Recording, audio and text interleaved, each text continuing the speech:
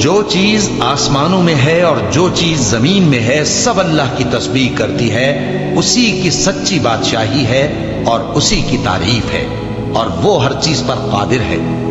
وہی تو ہے جس نے تم کو پیدا کیا، پھر کوئی تم میں کافر ہے اور کوئی مومن، اور جو کچھ تم کرتے ہو اللہ اس کو دیکھتا ہے۔ اسی نے آسمانوں اور زمین کو حکمت سے پیدا کیا، اور اسی نے تمہاری صورتیں بنائی اور صورتیں بھی اچھی بنائی، اور اسی کی طرف تمہیں لوٹ کر جانا ہے۔ جو کچھ آسمانوں اور زمین میں ہے وہ سب جانتا ہے، اور جو کچھ تم چھپا کر کرتے ہو اور جو کھلم کھلا کرتے ہو اس سے بھی آگاہ ہے، اور اللہ دلوں کے بھیدوں تک سے واقف ہے۔ کیا تم کو ان لوگوں کے حال کی خبر نہیں پہنچی جو پہلے کافر ہوئے تھے؟ تو انہوں نے اپنی کرتوت کی سزا کا مزہ چکھ لیا، اور ابھی دکھ دینے والا عذاب اور ہونا ہے۔ یہ اس لیے کہ ان کے پاس پیغمبر کھلی نشانیاں لے کر آتے تو وہ کہتے کہ کیا ایک آدمی ہمیں ہدایت کرے گا؟ تو انہوں نے ان کو نہ مانا اور منہ پھیر لیا، اور اللہ بھی بے نیاز ہو گیا، اور اللہ بے نیاز ہے، لائق حمد و ثنا ہے۔ جو لوگ کافر ہیں ان کا اعتقاد ہے کہ وہ دوبارہ ہرگز نہیں اٹھائے جائیں گے۔ کہہ دو کیوں نہیں؟ میرے پروردگار کی قسم تم ضرور اٹھائے جاؤ گے، پھر جو کام تم کرتے رہے ہو وہ تمہیں بتائے جائیں گے، اور یہ بات اللہ کو آسان ہے۔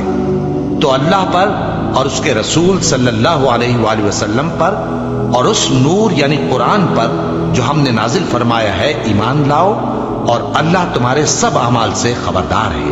جس دن وہ تم کو اکٹھا کرے گا یعنی حشر کے دن، وہ نقصان اٹھانے کا دن ہے، اور جو شخص اللہ پر ایمان لائے اور نیک عمل کرے وہ اس سے اس کی برائیاں دور کر دے گا، اور جنت کے باغوں میں جن کے نیچے نہریں بہ رہی ہیں داخل کرے گا۔ وہ ہمیشہ ہمیشہ ان میں رہیں گے، یہی بڑی کامیابی ہے۔ اور جنہوں نے کفر کیا اور ہماری آیتوں کو جھٹلایا وہی اہل دوزخ ہیں کہ ہمیشہ اس میں رہیں گے، اور وہ بری جگہ ہے۔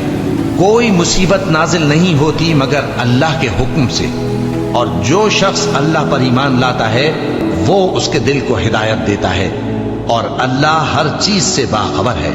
اور اللہ کی اطاعت کرو اور اس کے رسول کی اطاعت کرو، بس اگر تم منہ پھیر لوگے تو ہمارے پیغمبر کے ذمے تو صرف پیغام کا کھول کھول کر پہنچا دینا ہے۔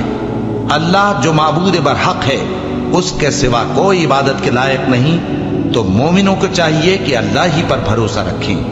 مومنوں، تمہاری بیویوں اور اولاد میں سے بعض تمہارے دشمن بھی ہیں، سو ان سے بچتے رہو، اور اگر معاف کر دو اور درگزر کرو اور بخش دو تو اللہ بھی بخشنے والا ہے، مہربان ہے۔